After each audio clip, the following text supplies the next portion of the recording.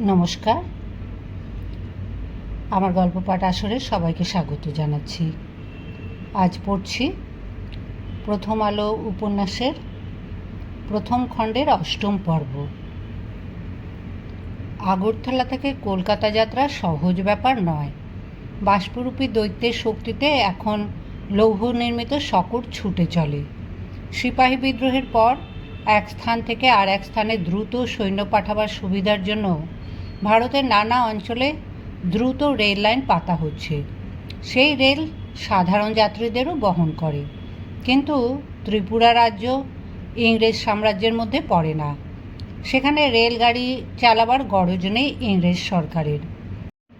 ত্রিপুরা রাজার সামান্য সাধ্যে এই বিপুল ব্যয়বহুল যানবাহনের ব্যবস্থা করাও সম্ভব নয়।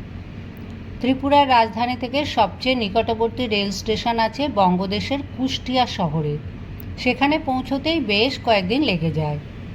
রাধারমণ ঘোষ মশাই যাত্রা শুরু করলেন হাতির পিঠে। এই যাত্রায় তাঁর সঙ্গী হয়েছেন শশীভূষণ। রাজ সরকারের খরচে কলকাতায় যাওয়ার এই সুযোগটি তিনি ছাড়তে চাননি। কলকাতায় তার নিজস্ব বিষয় সম্পত্তি নিয়ে কিছু গোলযোগ তিনি মিটিয়ে আসতে চান। হাওদার উপরে বসেছেন দুজন, হাতি চলেছে দুলকি চালে। মাহুত একটা অঙ্কুশ উঁচিয়ে মাঝে মাঝে শব্দ করছে, হিরে হিরে। হেমন্তকালের বাতাসে সামান্য শিরশিরানি ভাব এসেছে। আকাশ পরিষ্কার। গাছপালাগুলি পত্র বিমোচনের জন্য তৈরি হচ্ছে। অনেক গাছের পাতায় হলুদাবুজ ছাপ পড়েছে এর মধ্যে। অসমতল বনপথ, মাঝে মাঝে গাছের ডাল চাবুকের মতন সপাং সপাং করে লাগে। তাই মাথা বাঁচাবার জন্য সতর্ক থাকতে হয়। কোথাও বা কোনো গাছের গায়ে পছন্দ মতন পরগাছা দেখলে হাতিটি সুঁড় দিয়ে তা ছেঁড়ার জন্য থেমে যায়। মাহুত তখন তার মাথায় ডাঙস মারে। এই যাত্রায় লটবহর থাকে অনেক। রাত্রি যাপনের জন্য তাঁবু রাখতে হয়। এই কদিনে প্রয়োজনীয় খাদ্যদ্রব্য বহন করতে হয়। সেই জন্য 6 মালবাহকও সঙ্গে চলেছে পায়ে হেঁটে। এই মিছিলটির সামনে ও পেছনে রয়েছে 2 বন্দুকধারী প্রহরী।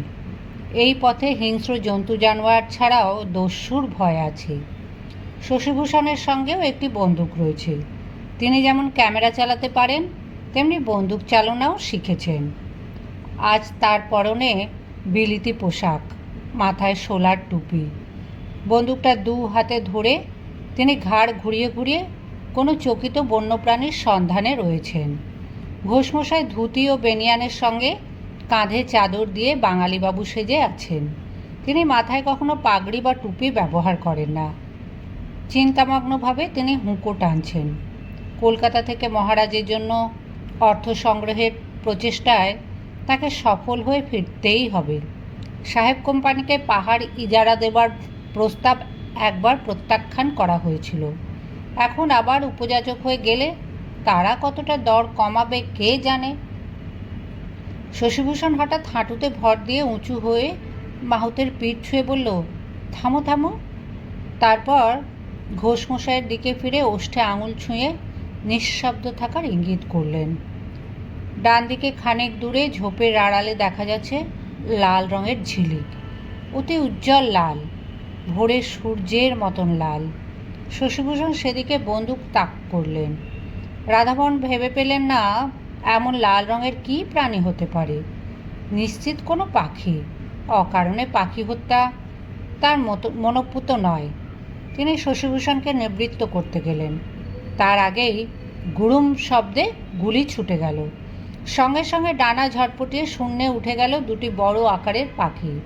তাদের কঁ কঁ কঁ কঁ কঁ কঁ আওয়াজে বোঝা গেল সে 2টি বন্য কুক্কুট। বন্দুকে আবার দ্রুত গুলি ভরে ট্রিগার টিপলেন শশীভূষণ। মুরগিকে ঠিক পাখি বলা যায় কিনা এ বিষয়ে সন্দেহ থাকায় রাধারমণ আর আপত্তি ব্যক্ত করলেন না। ব্যগ্র হয়ে দেখতে লাগলেন ফলাফল। শশীভূষণের নিশানা বেশ ভালো। সেই ঝোপে গোটা 5 বন মোরগ ঝাঁক বেঁধে ছিল। তার মধ্যে 2টি নিহত হলো শশীভূষণের তৎপরতায়। মালবাহকেরা হৈ হৈ করে ছুটে গিয়ে সে 2টিকে কুড়িয়ে নিয়ে এলো। দুপুরবেলায় আহারের জন্য যোগ হলো একটি উৎকৃষ্ট পদ। বনমোরগের স্বাদ অতি উত্তম। হিন্দুরা মুরগির মাংস ছোঁয় না, অপবিত্র জ্ঞান করে। এই পাখি দুটি বুনো হলেও মুরগির জাত তো বটে।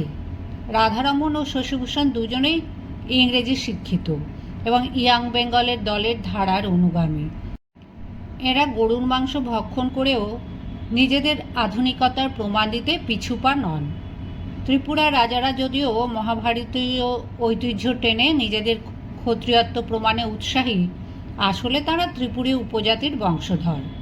বর্তমানে আচার ব্যবহারে উচ্চ জাতীয় হিন্দু হতে চাইলেও খাদ্য অভ্যেস বদল করেনি। ত্রিপুরায় মুরগি ভক্ষণের চল আছে। রাধারমণ শশীভূষণকে যেন নতুন চোখে দেখলেন। শিক্ষকরা সচরাচর নিরীহ সম্প্রদায়ের মানুষ হয়। কোনো শিক্ষকের এরকম বন্দুক চালনার কৃতিত্বের কথা কখনো শোনা যায়নি। এছাড়াও শশীভূষণের আরও অনেক গুণপনা আছে। হাতি আবার চলতে শুরু করলে রাধারমণ হুঁকোতে কয়েকটা টান দেবার পর বলেন, শশী, তোমাকে গোটা কত কথা জিজ্ঞেস করব, ব্যক্তিগত প্রশ্ন। আশা করি তুমি কিছু মনে করবে না। শশীভূষণ হুঁকো ব্যবহার করেন না। এখন বন্দুকটা পাশে নামিয়ে রেখে তিনি একটা চুরুট ধরিয়েছেন। কুচবিহারের দা কাটা তামাকের সস্তা চুরুট নয়, রীতিমতন বিলিতি, অনেক দাম। সাধারণ অবস্থার মানুষের পক্ষে এরকম চুরুটে নেশা করা সাধ্যে কুলোয় না। শশীভূষণ খানিকটা কৌতূহলের সঙ্গে সম্মতি দিলে রাধারমণ বললেন, তুমি এই ত্রিপুরায় পড়ে আছো কেন? এখানে তোমার কি এমন আকর্ষণ আছে? শশীভূষণ লঘুভাবে হেসে উত্তর দিলেন, এখানে এসেছি চাকরি করতে। কলকাতায় চাকরি পাইনি। এখানে মহারাজ ভালোই বেতন দিচ্ছেন। রাধারমণ বলেন, না হে, এটা ঠিক বিশ্বাসযোগ্য হলো না। তোমার যা যোগ্যতা তাতে তুমি বাংলাদেশে ভালোই চাকরি পেতে পারতে। তাছাড়া তুমি কত বেতন পাও তাও আমি জানি। সে টাকায় তো এত বাবুয়ানি চলে না। তোমার ক্যামেরার শখ, বন্দুকের শখ, এ তো রাজা রাজরাদের শখের বস্তু। এসব শখ তুমি কলকাতায় বসেই অনায়াসে মেটাতে পারতে। তবু এই পাণ্ডববর্জিত দেশে থাকতে এলে কেন? শশীভূষণ বলেন, আমার কিঞ্চিৎ পৈতৃক সম্পত্তি আছে বটে, কিন্তু ঘোষমশাই, আপনি আগে বলুন তো, আপনি বা ত্রিপুরায় এতদিন পড়ে আছেন কেন? আপনার ইংরেজি জ্ঞান অসাধারণ, আইনের মারপ্যাচ বোঝেন ভালো, আপনিও আলবাত বাংলায় ডেপুটিগিরি পেতে পারতেন। রাধারমণ বললেন, আমার উদ্দেশ্য পরিষ্কার। মাস্টারি কিংবা ডেপুটির চাকরি নিয়ে আমি জীবন কাটাতে চাইনি। বাংলায় এর বেশি কিছু আমি পেতাম না। ত্রিপুরায় প্রথমে রাজকুমারদের শিক্ষকতার কাজ নিয়ে এসেছিলাম কিছুটা ঝোঁকের মাথায়। এই দেশটি সম্পর্কে তেমন কিছুই জানা ছিল না। ভেবেছিলাম 2-1 বছর থেকে ফিরে যাব, কিন্তু কিছুদিন থাকার পরই বুঝলাম এখানে উন্নতির অনেক সুযোগ আছে। মহারাজ খামখেয়ালি, অন্যরা শাসন কার্যের বিশেষ কিছু বোঝে না, চতুর্দিকে অরাজক অবস্থা। তখনই আমি ঠিক করলাম, মহারাজের বিশ্বাসভাজন হতে পারলে অনেক ক্ষমতা আমি হাতের মুঠোয় নিতে পারব। তা আমি পেরেছি। মহারাজ এখন অনেকখানি আমার উপরে নির্ভরশীল। এই ক্ষমতা কি আমি বাংলায় কোনো চাকরিতে পেতাম? একটু থেমে তিনি আবার বলেন, শশী, প্রথমে আমার মনে হয়েছিল তুমিও ওই একই মতলবে এসেছো, কিন্তু ত্রিপুরার রাজনীতিতে তোমার কোনো ঝোঁক দেখি না। তুমি যদি ক্ষমতার উচ্চ শিখরে উঠতে চাইতে, তাহলে প্রথমেই আমার বিরুদ্ধে ষড়যন্ত্রে মেতে উঠতে।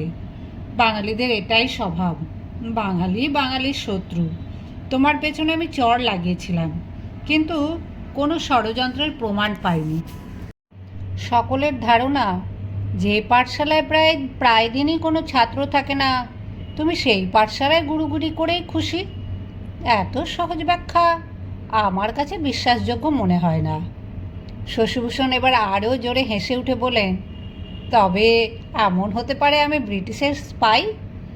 রাধারমণ বললেন, মহারাজের ঘনিষ্ঠদের মধ্যে কেউ একজন যে ব্রিটিশের স্পাই সে বিষয়ে আমি নিশ্চিত, কিন্তু তুমি তা নও। তোমার উপর নজর রাখা আছে বললাম যে। তোমার সম্পর্কে খোঁজ খবর নিয়ে জেনেছি। বিবাহের অল্প দিনের মধ্যেই পত্নী বিয়োগ হয়, তুমি আর সংসার করনি। ভবানীপুরে তোমাদের বেশ বড় বাড়ি আছে। তোমার 2 দাদা তোমাকে কলকাতায় ফিরিয়ে নেবার জন্য ব্যস্ত। কিছু অভিমানের ব্যাপার আছে নাকি হে? আস্তে আস্তে মাথা নেড়ে শশীভূষণ বললেন, হ্যাঁ আছে। রাধারমণ বললেন, থাক, তাহলে আর কিছু শুনতে চাই না। অভিমান হলো হৃদয়ের অতি গোপন প্রকোষ্ঠের ব্যাপার, যে কেউ সেখানে হাত ছোঁয়াতে পারে না। শশীভূষণ বললেন, এ অভিমান তেমন নয়, বলা যায়। ঘোষমশাই, আপনাকে ছাড়া কারুকে একথা বলিনি।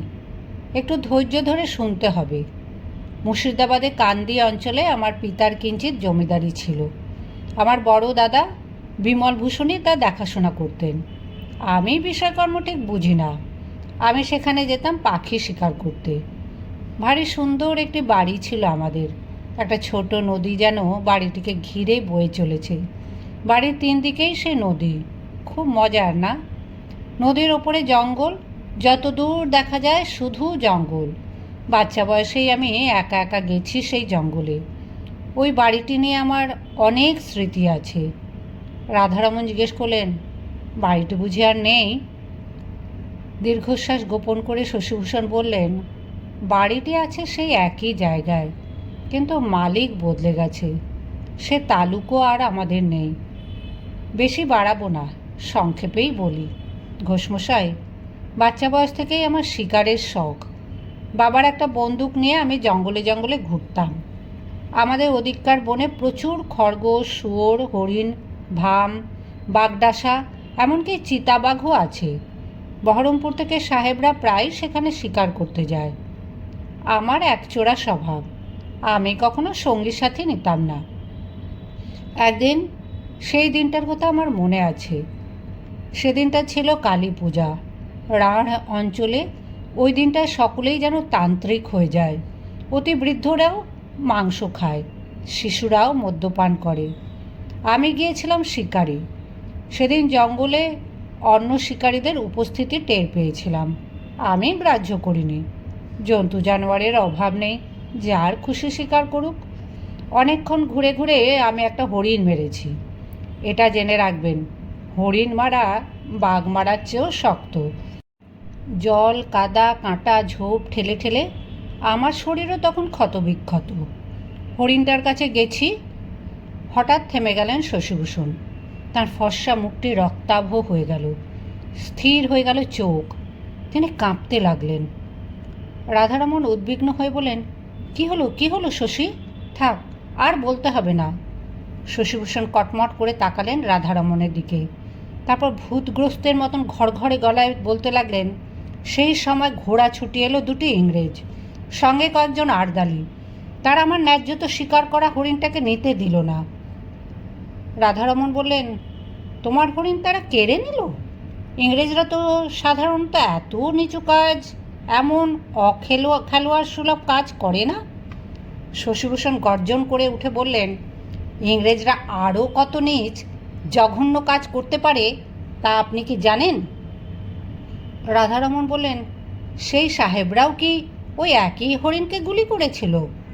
শশীভূষণ বলল, না, আমি আর কোনো গুলির শব্দ পাইনি। সাহেব বেটারা এসে বলল, এই, তুই বন্দুক পেলি কোথায়? তুই ডাকাত?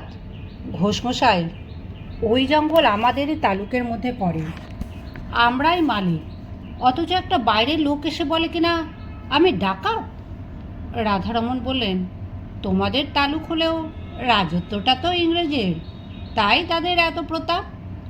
তোমার জল কাদা মাখা চেহারা দেখে তারা তোমাকে চিনতে পারেনি। থাক থাক, আর উত্তেজিত হয়েও না, শান্ত হও। শশীভূষণ বললেন, এখনও শেষ হয়নি। সাহেবের মুখে ওরকম বড় কথা শুনে আমি ইংরেজিতে বললাম, এই বন্দুক আমার বাবার, কলকাতার রানী মুদিনীর গলির স্মিথ অ্যান্ড ফার্গুসনের দোকান থেকে কেনা, আর এই জঙ্গলও আমাদের পারিবারিক সম্পত্তি। আমার এ কথা ওরা গ্রাহ্য করল না।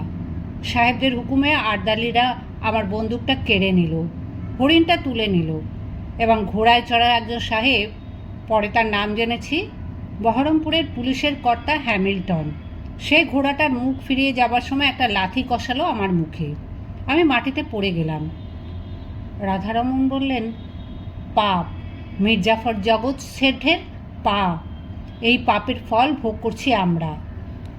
শশীভূষণ বললেন, না ঘোষমশাই, অতীতের পাপের কথা ভেবে আমরা বর্তমানের কাপুরুষতাকে চাপা দিতে পারি না। ফিরে এসে আমি এই ঘটনার কথা আমার দাদাদের জানিয়েছি, কলকাতায় বিশিষ্ট ব্যক্তিদের জানিয়েছি। সবাই মাথা দুলিয়েছে, জিভ দিয়ে চুক চুক শব্দ করেছে, কিন্তু এই অপমানের প্রতিকারের কোনো পথ বাতলাতে পারিনি। হ্যামিল্টনের বিরুদ্ধে আমি তবু মামলা করেছিলাম। রাধারমণ বললেন, সাহেবের বিরুদ্ধে মামলা করে কি কোনো লাভ হয়, তাও পুলিশ সাহেব? শশীভূষণ বললেন, স্যাঙাতে স্যাঙাতে মুখ শোঁকাশুকি, জজও তো সাহেব। মামলা ডিসমিস করে দিল। আমার কোনো সাক্ষী ছিল না। হ্যামিল্টন কারুকে লাথি মারেনি বলল, তার কথাই বিশ্বাস করা হলো। বন্দুকটা শুধু ফেরত দিয়েছিল। কলকাতার কাগজওয়ালাদের আমি এই ঘটনা ছাপাতে বলেছিলাম, কেউ ভয় রাজি হয়নি। আমার দাদারা কি করলো জানেন? পুলিশ সাহেবের সঙ্গে বিবাদ করে ওখানে টেকা যাবে না এই ভেবে অমন সুন্দর তালুকটা বিক্রি করে দিল ঝটপট। এত কাপুরুষ, এত মেরুদণ্ডহীন যদি কোনো জাতি হয়ে যায়, সে জাত আর কোনো দিন উঠে দাঁড়াতে পারবে? রাধারমণ জিজ্ঞেস করলেন, তারপর তুমি ত্রিপুরা চলে এলে? শশীভূষণ বললেন, ইংরেজের রাজত্বে আর বাস করব না প্রতিজ্ঞা করেছি, তাই কাছাকাছি এই স্বাধীন ত্রিপুরা রাজ্যে চলে এসেছি। রাধারমণ বললেন, ত্রিপুরা কেমন স্বাধীন রাজ্য তা আশা করি এতদিনে তুমি জেনেছ। ঢাল নেই, তরোয়াল নেই, নিধিরাম সর্দার। শশীভূষণ বললেন, তা জানি, তবু তো ইংরেজকে বার্ষিক কর দেয় না। ইংরেজ জজ ম্যাজিস্ট্রেটরা এখানে হাকিম হয়ে বসেনি। ঘোষমশাই, ত্রিপুরার এই স্বাধীন অস্তিত্বটুকু অন্তত টিকিয়ে রাখতে হবে। মহারাজ বীরচন্দ্রকে আপনি সামলে সুমলে রাখবেন। রাধারমণ বললেন, সেই চেষ্টাই তো করছি শশী। তাহলে তোমার অভিমান কোনো নারী ঘটিত নয়, তোমার অভিমানের মধ্যে ক্রোধ বেশি। তা একদিন কেটে যাবে। নারীর প্রতি অভিমান সারা জীবনেও যায় না। শশীভূষণ বললেন, অভিমান হয়েছে আমার দাদাদের উপর। তারা এই তালুকটা বেচে দিয়েছে বলে। রাগ আছে ইংরেজদের উপর। সেই রাগ কবে ঘুচবে জানেন? যেদিন আমি একজন ইংরেজের মুখে ওই রকম লাথি মারতে পারবো। মারবই একদিন, আপনি জেনে রাখুন। রাধারমণ বললেন, সর্বনাশ, এ রাজ্যে যেন ওরকম কর্ম করতে যেও না, তাহলে আমরাই তোমাকে জেলে ভরে দেব। এই সময় মালবাহকদের মধ্যে কি যেন চেঁচামেচি শুরু হয়ে গেল। মাহুত হাত তুলে হাতিকে থামাবার ইঙ্গিত দিল। গভীর জঙ্গল, এখানে থামবার কোনো কারণ নেই। চারজন মালবাহক তাদের কাঁধের ভার নামিয়ে রেখে ছুট দিল একদিকে। শশীভূষণ জিজ্ঞেস করলেন, কী ব্যাপার, ওরা চলে যাচ্ছে কেন? রাধারমণ বললেন, ওদের ডিউটি শেষ। 6 জনকে দেখেছিলে তো? ওদের মধ্যে মাত্র 2 জন আমাদের কর্মচারী, বাকি 4 জন গ্রামবাসী। আমরা যখন যেই গ্রামের পাশ দিয়ে যাব, তখন সেই গ্রামের লোক আমাদের মাল বয়ে দেবে। শশীভূষণ ভুরু কুঁচকে জিজ্ঞেস করলেন, এমনি এমনি মাল বয়ে দেবে? পয়সা পাবে না? রাধারমণ বললেন, হুম, পয়সা কিসের? প্রজারা রাজার কাজ করে দিচ্ছে, এর মধ্যে মজুরের প্রশ্নই ওঠে না। একে বলে তিতুন প্রথা। বহুদিন ধরে এ রাজ্যে এ প্রথা চলে আসছে। শশীভূষণ বিরক্তভাবে কিছু বলতে যেতেই রাধারমণ হেসে হাত তুলে তাকে বাধা দিয়ে বললেন, জানি জানি তুমি কি বলতে চাও। তোমার শিক্ষিত বিবেক বলবে মানুষকে বিনা পয়সায় খাটানো উচিত নয়, কিন্তু ভুলে যেও না, কয়েক বছর আগেও এ দেশে দাস প্রথা ছিল। মানুষ কেনা বেচা চলতো। মহারাজকে বুঝিয়ে সুঝিয়ে সে প্রথা রদ করিয়েছি। বেশি তাড়াহুড়ো করলে লাভ হবে না। মহারাজকে ধীরে সুস্থে বুঝিয়ে এইসব কুপ্রথা নিবারণ করতে হবে। দেখো না, সতীদাহ বন্ধ করার জন্য মহারাজকে বারবার বলছি, তিনি রাজি হচ্ছেন না। তবু ধৈর্য হারালে চলবে না। শশীভূষণ বিরাগের সঙ্গে বলেন, আমার অত ধৈর্য নেই। মানুষকে মানুষের মর্যাদা না দিলে সে রাজ্যের কোনো উন্নতি হতে পারে? নতুন মালবাহকরা এসে গেছে। আবার শুরু হলো যাত্রা। মাঝে মাঝে ছোট ছোট পাহাড় পার হতে হচ্ছে। কোথাও জঙ্গল এমন নিবিড় যে পায়ে চলা পথও দেখা যায় না। সন্ধ্যের দিকে একটু ফাঁকা জায়গা নির্বাচন করে যাত্রা স্থগিত হয়। খটাখট শব্দে খাটানো হয় তাঁবু। জঙ্গল থেকে শুকনো কাঠ এনে জ্বালানো হয়, সেই আগুন ঘিরে বসে মালবাহকরা গান ধরে। রাত্রের আহারাদি পর্ব শেষ হলে অন্য সকলে বাইরেই শুয়ে পড়ে। রাধারমণ, শশীভূষণ তাঁবুতে। রাধারমণ নিয়মনিষ্ঠ মানুষ, তার যেন ইচ্ছা ঘুম। ঘড়ি দেখে ঠিক 9:30টার সময় শুয়ে পড়ার সঙ্গে সঙ্গে তার মৃদু নাসিকা গর্জন শুরু হয়। ভোর 4:30টার সময় তার ঠিক ঘুম ভাঙবে। শশীভূষণ অত সহজে যেখানে সেখানে ঘুমোতে পারে না। তাঁবুর বাইরে মশাল জ্বলে, সেই আলোয় বই পড়ার চেষ্টা করেন। বন্দুকধারী প্রহরী দুজনের মধ্যে পালা করে একজন ঘুমোয়, একজন জাগে। নিজের বন্দুকটা হাতে নিয়ে তাঁবু থেকে বেরিয়ে এসে শিকার সন্ধান করেন শশীভূষণ।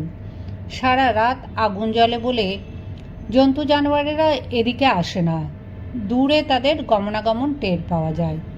জন্তু জানোয়ারদের চেয়েও হিংস্র আদিবাসীদের দ্বারা আক্রান্ত হবার ভয়ই বেশি, তবে তাদের বন্দুক নেই।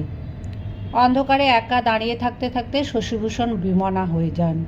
তার অতি জীবনের নানান দৃশ্য যেন নদীর স্রোতের মতন বয়ে যায় তার সামনে দিয়ে। হঠাৎ কোনো গাছে পাখিদের ডানা ঝটফটানি ও আর্ত চিৎকার শোনা যায়। নিশ্চয়ই কোনো সাপ হানা দিয়েছে তাদের বাসায়। কয়েকটা শিয়াল ফেউ ফেউ করে ডেকে উঠলে বোঝা যায় কাছাকাছি বাঘ এসেছে। তৃতীয় দিনের যাত্রা বেশ বিঘ্নবহুল। এখানে অন্যান্য গাছের চেয়ে বাঁশঝাড় বেশি। চতুর্দিকে শুধু বাঁশ। হাতির গায়ে খোঁচা লাগে, সে আর এগোতে চায় না। মাহুত বারবার ডাঙস মারে আর চেঁচায়। এক জায়গায় বাঁশের খোঁচায় শশীভূষণের বাহু ছড়ে গেছে। রাধারমণের আদেশে মালবাহকেরা বাঁশ কেটে হাতির জন্য পথ পরিষ্কার করতে লাগলো। শশীভূষণ বললেন, এত বাঁশ, এগুলো কেটে কেটে বাংলায় চালান দিতে পারেন না? তাহলে তো ত্রিপুরার রাজস্ব বাড়ে। রাধারমণ বললেন, এগুলো মূলি বাঁশ, এখানেই খুব কাজে লাগে। শশীভূষণ বললেন, কতই তো রয়েছে, সব তো আর কাজে লাগে না, এমনি এমনি নষ্ট হচ্ছে। রাধারমণ বললেন, সব বাঁশের ভালো দাম পাওয়া যায় না, বই নিয়ে যাওয়ার খরচা পোষায় না। এদিকে তো নদী নালা নেই ভালো, এখানকার লোক আবার দু এক রকম বাঁশ কাটতেই চায় না, সংস্কার আছে। শশীভূষণ বললেন, বাঁশের আবার এরকম সেরকম হয় নাকি? রাধারমণ বললেন, বাহ, বাঁশের জাত নেই? কালী বাঁশ, মাকাল বাঁশ, পাড়ুয়া, মৃতিঙ্গা, রূপাই, ভালু, কলাই, এরকম কত ধরনের বাঁশ হয়। লক্ষ্য করে দেখো, ওই যে কুলিরা বাঁশ কাটছে, এক একটা ঝাড়ে কিন্তু তারা দায়ের কোপ মারছে না, এড়িয়ে যাচ্ছে। ওগুলো কালী বাঁশ। মাঝে মাঝে ঝাড়ের মধ্যে উঁকি দিয়ে ওরা কি দেখছে বলো তো? কি দেখছে? ফুল ফুটছে কিনা। বাঁশের ফুল বড় সাংঘাতিক জিনিস। 10-20 বছরে একবার ফোটে, তখন দুর্ভিক্ষ, মড়ক, মহামারী আসে দেশে। সত্যি? অন্তত লোকের তো তাই বিশ্বাস। বাঁশের ফুল দেখলে নাকি ইঁদুরা পাগল হয়ে যায়। বাবা, কত কিছুই এখনো শেখার বাকি আছে। শেখার কি শেষ আছে? তুমি বাঁশের কোড়া খেয়েছো শশী? ছেলেবেলায় দেখেছি, বাঁশ ঝাড়ে কচি কচি ডগা উঠলে তার ওপরে হাঁড়ি চাপা দিয়ে রাখতো। তখন সেই কচি ডগা বাড়তে না পেরে ফুলে ফেঁপে একটা মস্ত বড় ফুলকপির মতন হয়ে যেত। তা দিয়ে ব্যঞ্জন রাঁধলে কি অপূর্ব স্বাদ। এরকম নানা গল্প করতে করতে সময় কাটে, দিন কাটে। চতুর্থ দিন দুপুরে এই দলটি এসে পৌঁছলো মেঘনা নদীর তীরে এক গঞ্জে। এখানে প্রথম পর্বের সমাপ্তি। হাতি নিয়ে মাহুত ও অধিকাংশ মালবাহক এবার ফিরে যাবে। পরের যাত্রা শুরু হবে নৌকোয়। বিশাল মেঘনা নদী থই থই করছে, ফনফন করছে বাতাস। খেয়াঘাটে দাঁড়িয়ে শশীভূষণের রোমাঞ্চ হলো। ত্রিপুরায় আসবার সময় একবারই মাত্র তিনি নদীপথে এসেছিলেন। সেবারে ঝড় উঠেছিল। মাঝিদের সামাল সামাল রবে বুক কেঁপে উঠেছিল তাঁর। প্রশস্ত গয়নার নৌকোটি মোচার খোলার মতন উথাল পাথাল করছিল। এখন আকাশে মেঘ নেই, তবু নিশ্চিন্ত হওয়া যায় না কিছুতে। নৌকো তৈরিই আছে, কিন্তু কিছু কিছু রসদপত্র কিনে নেবার জন্য কিছুটা দেরি হবে। গঞ্জে বেশ ভিড়। ভিখিরি, ফোড়ে, দালালরা গিস গিস করছে। গোটা তিনেক মণিহারি দোকানে সেফটি পিন থেকে হামানদিস্তা পর্যন্ত নানান দ্রব্য সাজানো। পাশাপাশি হিন্দু ও মুসলমানদের দুটি ভাতের হোটেলে খাওয়া দাওয়া চলছে কলরবের সঙ্গে। তার ঠিক পেছনে একটি বেশ্যালয়। রাস্তার ধারে ভিখিরেরা বসে আছে প্রত্যেকের সামনে এক টুকরো চট পেতে। একটু দূরেই তাসের জুয়ার আসর, তার পাশেই মাছওয়ালারা চেল্লামেল্লি করছে। নদী থেকে সদ্য ধরা হয়েছে একটা বোয়াল মাছ, এত বড় যে মনে হয় হাঙর। শশীভূষণ অলসভাবে হাঁটছেন সেই রাস্তা দিয়ে। তিনি চুরুট খুঁজছেন। তার সঙ্গে এক বাক্স চুরুট ছিল, কিন্তু মালবাহকরা নৌকায় তোলার সময় সেটি জলে ফেলে দিয়েছিল। সঙ্গে সঙ্গে তোলা হয়েছে বটে, কিন্তু চুরুটগুলোর অবস্থা যাচ্ছে তাই হয়ে গেছে। এত ছোট জায়গায় তার পছন্দ মতন চুরুট পাওয়ার সম্ভাবনা নেই। কিছুক্ষণ ঘোরাঘুরি করার পর তিনি হঠাৎ অস্বস্তি বোধ করলেন। এর মধ্যে তিনি কিছু একটা দেখেছেন, অথচ বিশেষভাবে লক্ষ্য করেননি। তবু খচখচ করছে মনের মধ্যে। কি দেখেছেন সেটা মনে পড়ছে না। এখন রোদ বেশ চড়া। ঘোরাঘুরি না করে নৌকোর ছইয়ের মধ্যে বসে থাকাই ভালো। শশীভূষণ ঘাট পর্যন্ত গিয়েও থেমে গেলেন। দ্রুত পদে ফিরে এলেন মাছের বাজারে। সেখানে ভিখিরিদের লাইন। তার থেকে একটু দূরে একটা জারুল গাছে ঠেস দিয়ে বসে আছে একটি কিশোর। দেখেই মনে হয় পাগল। কোমরের সামান্য একটা তেনা জড়ানো, এছাড়া আর কোনো বস্ত্র নেই শরীরে। বুকের পাঁজরা বেরিয়ে গেছে, মুখে ধুলোর পরত, ন্যাড়া মাথা। সে অনবরত মাথা নাড়ছে আর বিড়বিড় করে কি যেন বলছে। শশীভূষণ একটুক্ষণ তীক্ষ্ণ চোখে তাকে দেখলেন, তারপর উবু হয়ে সামনে বসলেন। পাগলটি মাথা দোলাতে দোলাতে বিকৃত স্বরে বলছে, পাখি পাখি পাখি। শশীভূষণ বিহ্বলভাবে বললেন, ভরত। ছেলেটি এক পলকের জন্য থামল। চোখের সম্পূর্ণ জ্যোতি ফুটল না। সে আবার বলতে লাগলো, পাখি পাখি সব করে রব, পাখি পাখি। শশীভূষণ এবার তার কাঁধ ধরে ঝাঁকানি দিয়ে বললেন, ভরত, তুই এখানে কি করে এলি? ভরত তবু শশীভূষণকে চিনতে পারল না। মাথা ঝাঁকাতে ঝাঁকাতে বলে যেতে লাগলো, পাখি পাখি সব করে রব, রাতি পোহাইল। শশীভূষণ জোর করে পাঁজাকোলা করে তুলে নিলেন তাকে। তারপর ছুটলেন নৌকার দিকে।